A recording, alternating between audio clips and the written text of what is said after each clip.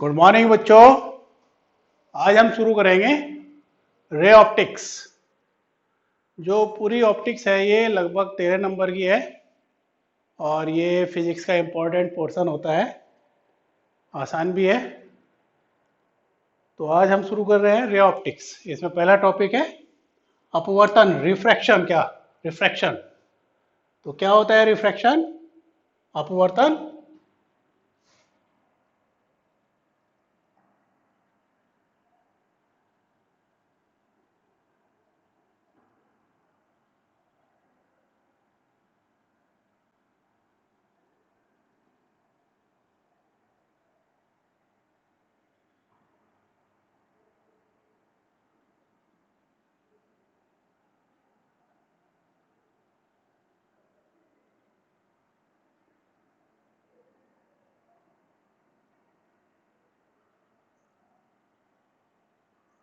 अपवर्तन का क्या मतलब है कि जब कोई प्रकाश किरण एक माध्यम से दूसरे माध्यम में जाती है तो वो अपने मार्ग से विचलित हो जाती है।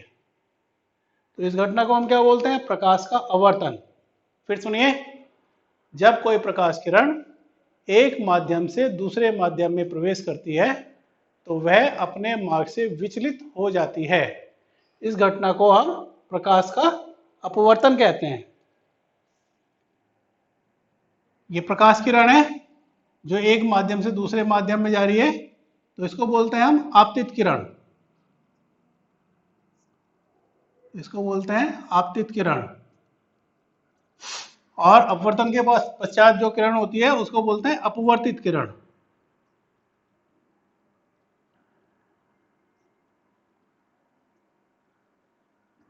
इसको बोलते हैं आपतन कोण।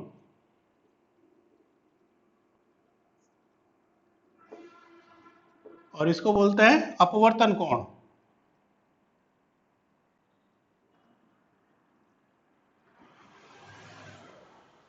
तो ये बेसिक डेफिनेशन है, बेसिक पॉइंट है अपवर्तन के अंदर। फिर सुनिए, जब प्रकाश किरण एक माध्यम से दूसरे माध्यम में जाती है तो वह अपने मार्ग से विचलित हो जाती है। इस घटना को हम प्रकाश का अपवर्तन कहते हैं। ये आपतित किरण है, ये अपवर्तित किरण है, ये आपतन कोण है, ये अपवर्तन कोण है और ये है अभिलंब। इसको बोलते हैं अभिलंब। अब इसके अंदर दो पॉइंट हैं।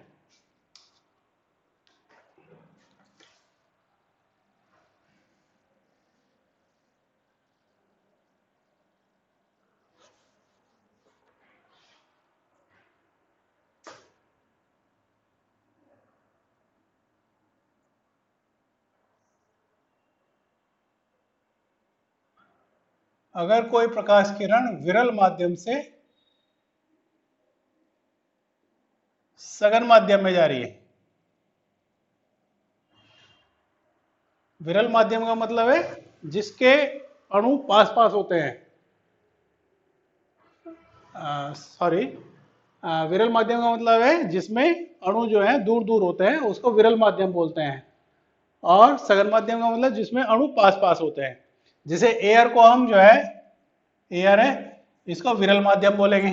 और ग्लास, ग्लास या वाटर, तो उसको हम सघन बोलेंगे। तो अगर प्रकाश किरण विरल माध्यम से सघन माध्यम में जा रही है तो ये अभिलंब की तरफ को झुक जाती है। ऐसे ये प्रकाश किरण आई और ये अभिलंब की तरफ को झुक गई। ये आपतन कोण है, ये अपवर्तन कोण है।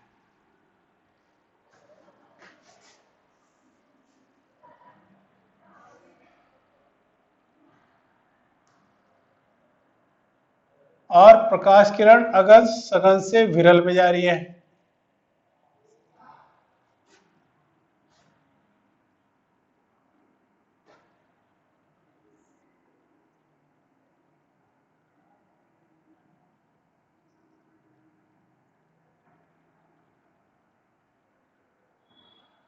तो ये इंपॉर्टेंट पॉइंट है, ये पता होना चाहिए कि अगर प्रकाश किरण विरल माध्यम से सघन माध्यम में जाती है तो वो अभिलंब की तरफ को झुक जाती है।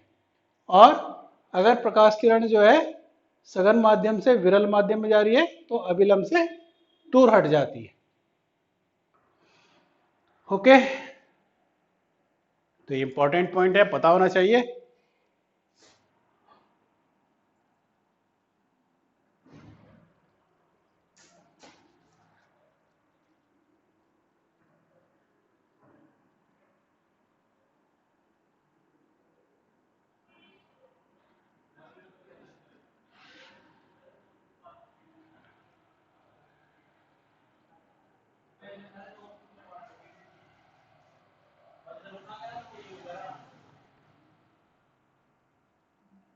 अविलंब से दूर हटती है, ठीक है। विरल माध्यम को इंग्लिश में बोलते हैं रेयर, और सघन माध्यम का मतलब है डेंस, ठीक है।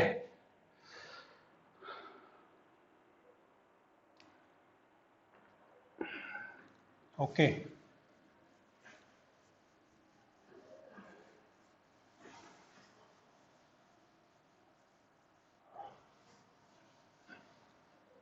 और एक पॉइंट,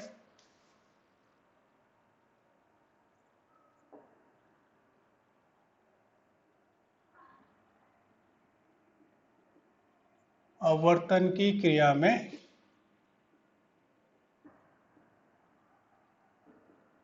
प्रकाश की आवर्ती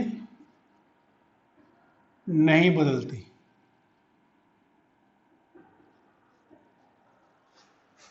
जबकि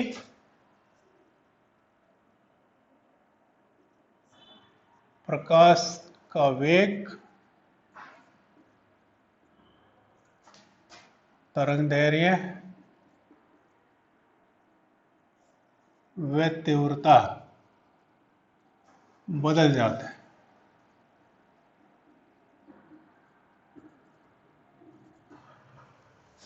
तो ये भी इंपॉर्टेंट पॉइंट है, पता होना चाहिए प्रकाश का कौन सा गुण नहीं बदलता। तो जब प्रकाश किरण एक माध्यम से दूसरे माध्यम में प्रवेश करती है तो उसकी आवर्ती नहीं बदलती, फ्रीक्वेंसी विल नॉट चेंज, जबकि उसका वेग बदल जाता है, तरंग दैर्घ्य बदल जाता है और तीव्रता बदल जाती है।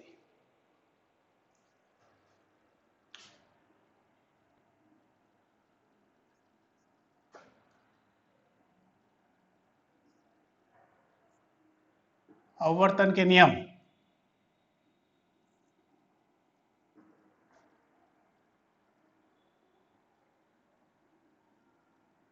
आपतित किरण अपवर्तित किरण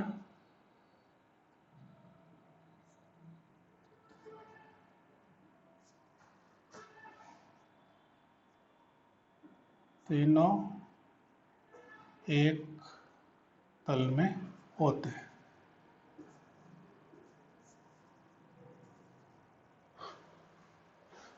तो अपवर्तन का पहला नियम है आपतित किरण अपवर्तित किरण, आपतित किरण अपवर्तित किरण तथा आपतन बिंदु पर अविलंब।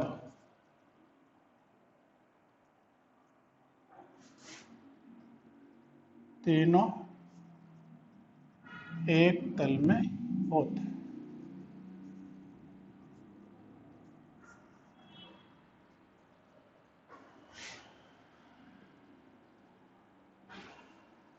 Sign i upon sine r बराबर ईटा।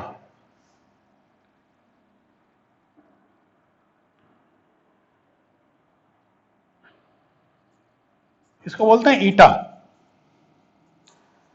इसको बोलते हैं माध्यम का आवर्तनांक, माध्यम का आवर्तनांक।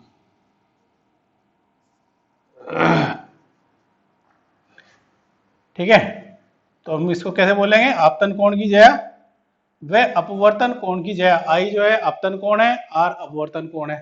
तो आपतन कोण की जया व अपवर्तन कोण की जया का अनुपात हमेशा एक नियतांक होता है। आपतन कोण की ज्या,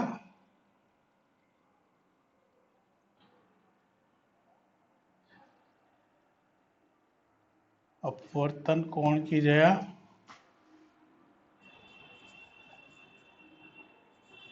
ज्या का अनुपात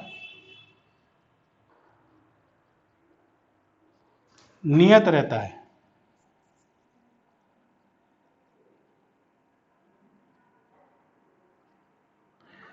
इसे स्नेल का नियम कहते हैं।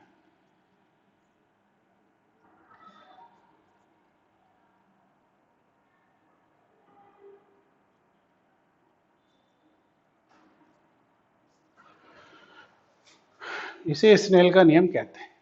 तो ये हमेशा कांस्टेंट होता है, चेंज नहीं होता। किसी भी माध्यम का जो आवर्तनांक होता है, रिफ्रैक्टिव इंडेक्स, इसको बोलते हैं रिफ्रैक्टिव इंडेक्स।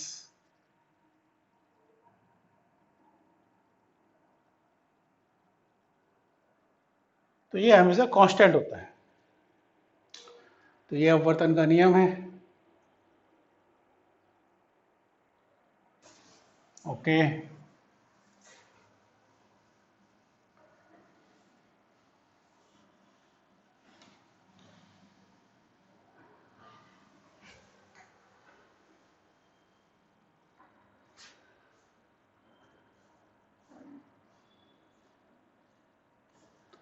अब मान लिया प्रकाश किरण है, पहले गई एयर से ग्लास के अंदर और ग्लास से फिर गई एयर के अंदर, यानी जिस माध्यम में वो निकलती है उसी माध्यम के अंदर वापस लौट जाती है ना। तो एक तरीके से हम इसको चक्रीय प्रक्रम बोलेंगे।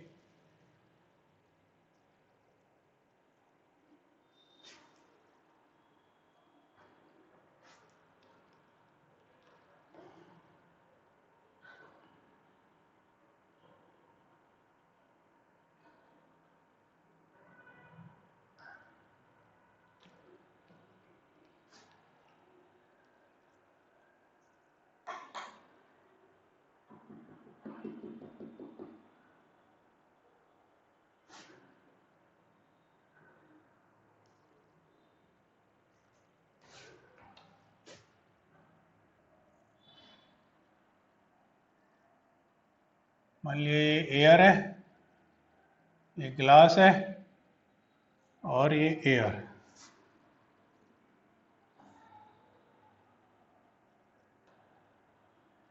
तो जो हवा है ये कैसा माध्यम है, विरल, इसके कंपैरिजन में। तो अभी प्रकाश किरण हमारी कहाँ से जा रही है, विरल माध्यम से सघन माध्यम में जा रही है। तो विरल से सघन में जाएगी तो ये अभिलंब की तरफ को झुक जाती है। ये आपतन कोण हो गया, ये अपवर्तन कोण हो गया। इसको बोलते हैं अविलंब या नॉर्मल, अविलंब या नॉर्मल। ठीक है। अब यहां से ये प्रकाश किरण जो है ये सघन हो गया, ये विरल हो गया। पहले प्रकाश किरण विरल से सघन में थी, अब सघन से विरल में, तो यहां से ये अभिलंब से दूर हटती है। ये तुम्हारा आर है तो ये एंगल तुम्हारा आर हो जाएगा, है ना। यहाँ पे ये आपतन कोण है, ये अपवर्तन कोण है। यहाँ पे ये आपतन कोण है, ये अपवर्तन कोण है। तो अगर हम एक्सपेरिमेंटली देखें तो जिस एंगल से ये एंटर करती है उसी एंगल से ये बाहर निकलती है प्रकाश किरण, है ना। तो अभी यहां से प्रकाश किरण जा रही है एयर टू ग्लास, प्रकाश किरण जा रही है एयर टू ग्लास।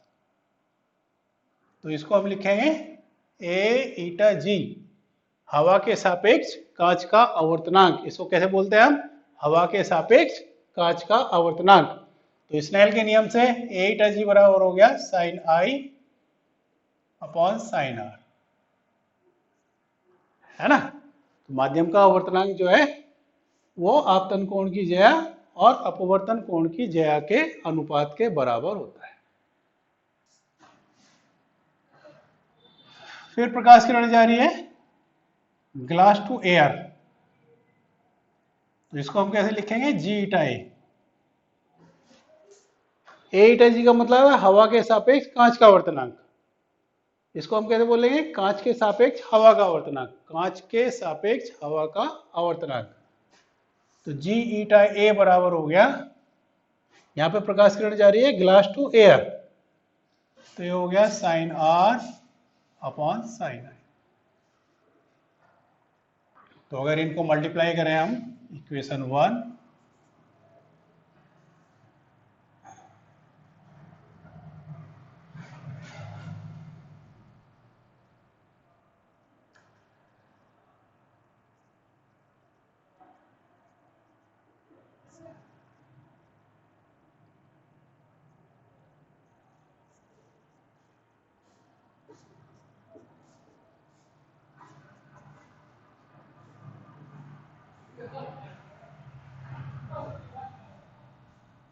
तो यहां से एक इंपॉर्टेंट रिजल्ट जो है हमारे पास आता है, ए ईटा जी बराबर हो गया 1 अपॉन जी ईटा ए ईटा जी बराबर 1 अपॉन जी ईटा ए। तो एक इंपॉर्टेंट रिजल्ट है।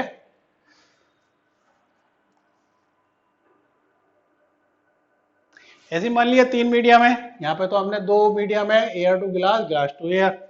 अभी सपोज क्या है,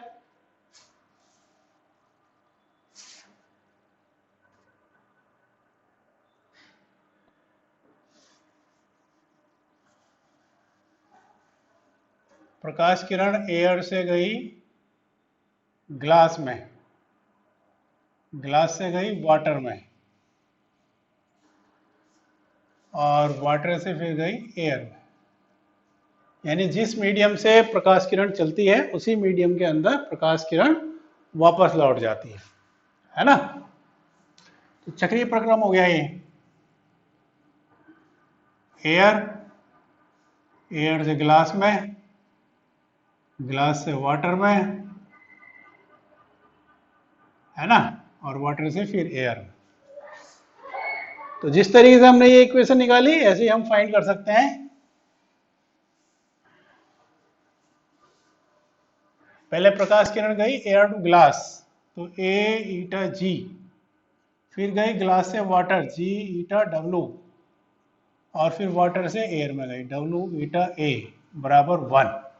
ठीक है, तो जितने भी साइन आई और साइन आर है वो कट जाते हैं, और यहाँ पे हमें रिजल्ट मिलता है 1। You can write this A eta ji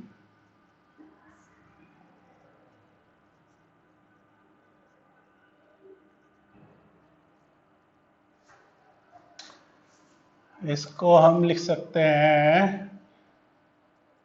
1 upon ji eta W को मैंने लिखा 1 अपॉन डब्ल्यू ईटा जी इंटू डब्ल्यू ईटा ए, है ना। ये फॉर्मूला है ना हमारे पास, ए ईटा जी बराबर होता है 1 upon ji eta A.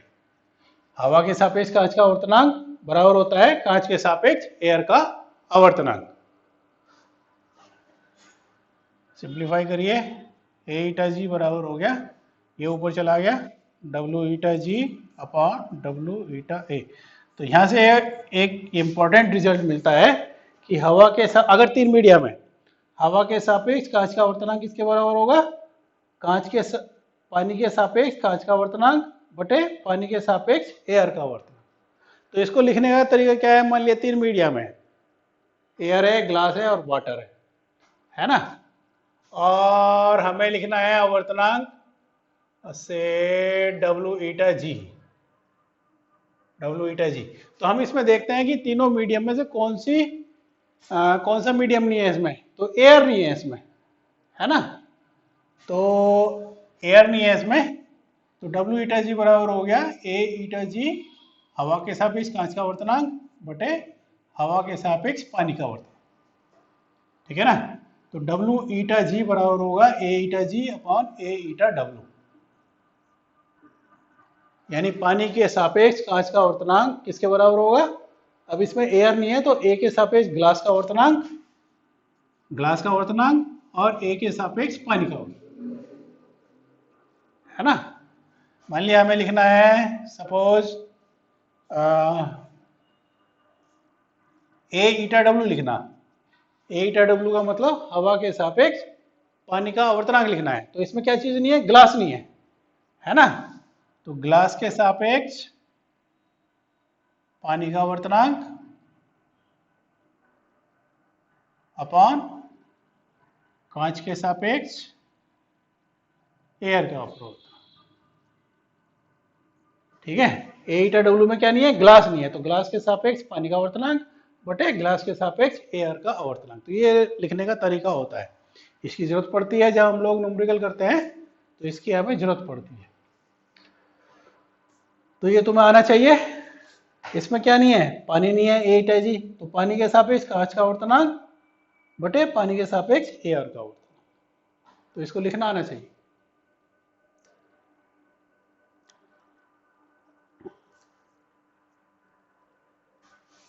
Okay, got it.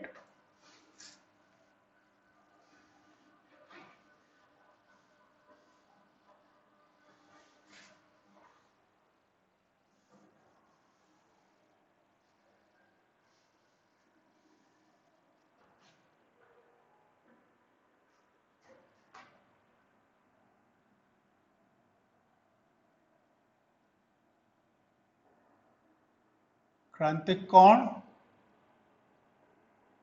व पूर्ण आंतरिक परावर्तन।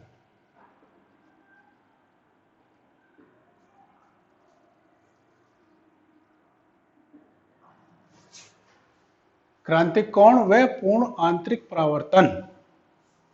तो क्रांतिक कोण क्या होता है,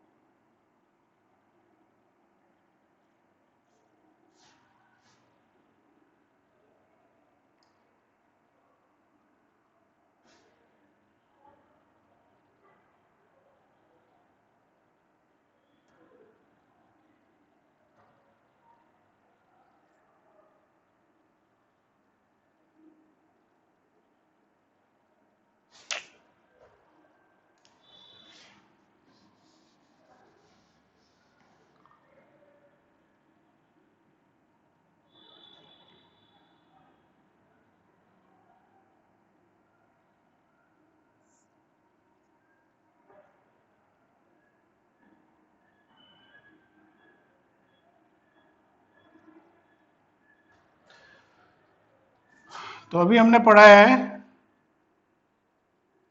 कि अगर प्रकाश किरण सघन माध्यम से विरल माध्यम के अंदर जाती है, तो प्रकाश किरण अविलंब से, अपवर्तित प्रकाश किरण जो है वो अविलंब से दूर हटती है। ठीक है, अब अगर हम आपतन कोण का मान बढ़ाएं, ये वाला एंगल बढ़ाते हैं, तो अपवर्तन कोण का मान भी बढ़ता जाता है। जैसे जैसे ये एंगल बढ़ाएंगे वैसे वैसे ये एंगल बढ़ेगा, है ना। ठीक है, अब एक विशेष एंगल के ऊपर ये एंगल 90 डिग्री हो जाता है।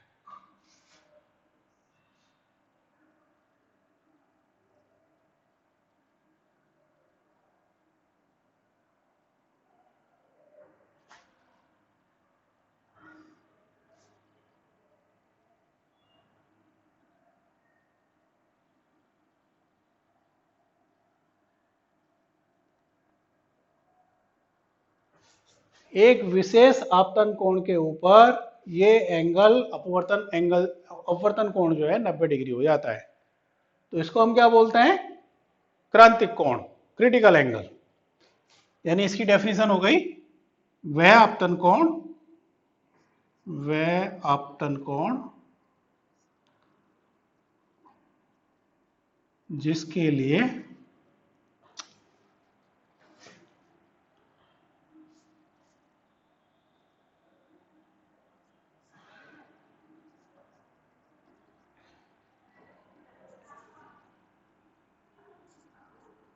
अपवर्तन कोण का मान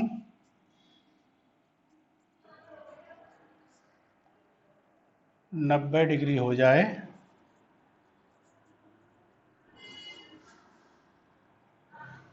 वह आपतन कोण जिसके लिए अपवर्तन कोण का मान 90 डिग्री हो जाए, क्रांतिक कोण कहते हैं।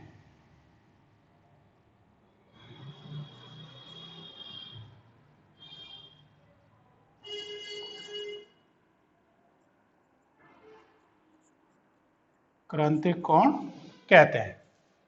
ठीक है, तो क्रांतिक कोण का मतलब है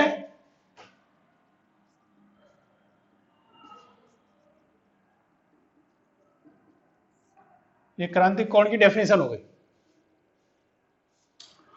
पूर्ण आंतरिक परिवर्तन परावर्तन क्या होता है? अब अगर हम इसका मान, आपतन कोण का मान थोड़ा सा भी बढ़ा दें, यानी क्रांतिक कोण से थोड़ा सा भी बड़ा कर दें, तो ये जो प्रकाश किरण है, ये अपवर्तित प्रकाश किरण जो है, ये परावर्तन के नियम का पालन करते हुए उसी माध्यम में वापस लौट जाती है। तो इसको हम बोलते हैं पूर्ण आंतरिक परावर्तन।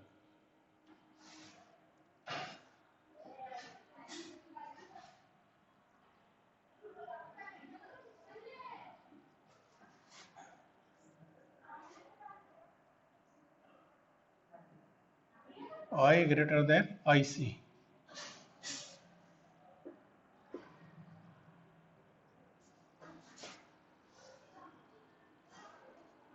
यदि आपतन कोण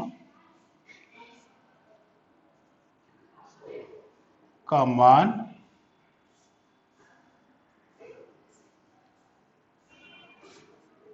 क्रांतिक कोण से अधिक है,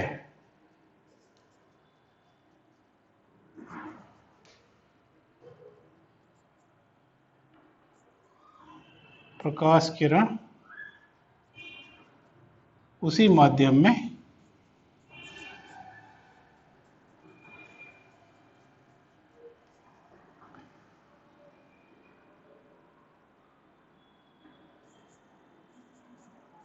परावर्तित हो जाती है।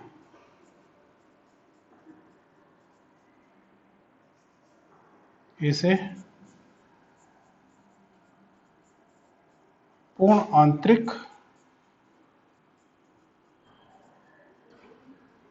परावर्तन कहते हैं।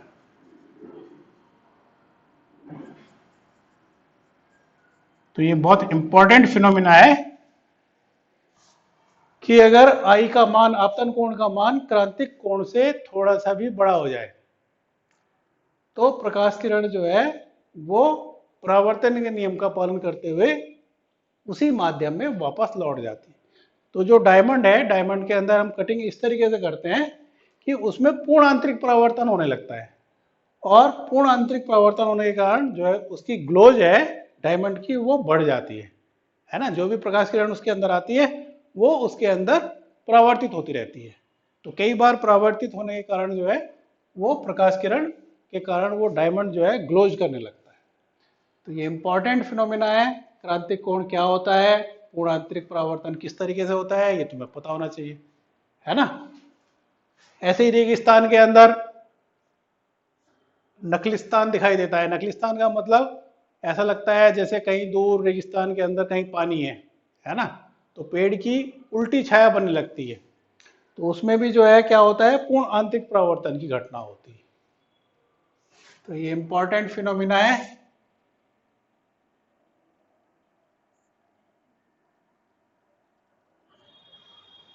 ठीक है, तो प्रकाश के अंदर ये छोटी छोटी चीजें हैं, तुम्हारे को पता होनी चाहिए। अपवर्तन क्या होता है कि जब प्रकाश किरण एक माध्यम से दूसरे माध्यम में जाती है तो वो अपने मार्ग से विचलित हो जाती है। इस घटना को हम बोलते हैं प्रकाश का अपवर्तन।